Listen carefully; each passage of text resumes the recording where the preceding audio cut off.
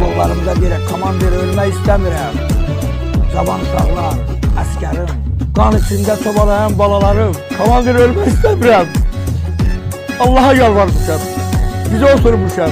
Allah, bunlara bir şey olmasın. Onlar Azerbaycan'ın en gayretli olanlarıdır. Hamısı da kasım balası. Vatanı seven, devletini seven, anasının, bacısının namusunu koruyan o şehit balaları var ha. Onlar behişte yatırırlar. Onlar hacı da olardı, Kərbalayı da olardı. Onlar vatanımızda canım verim. Kərbalayı, ziyaretkar, hacı, benim əsgərlərimdir, şehit balalarıdır. Arif bəy, mən sizə çox təşəkkür edirəm, minnətdaram. Sizin yaşadıqlarınızı hər insan yaşaya bilmir, sizin gördükləriniz və müharibə şəraiti. Ümumiyyətlə biz hər zaman bilirik ki, müharibə şəraiti insanın yaddaşında böyük bir travma kimi qalır. Bu çox çətin və qanlı günlərdir.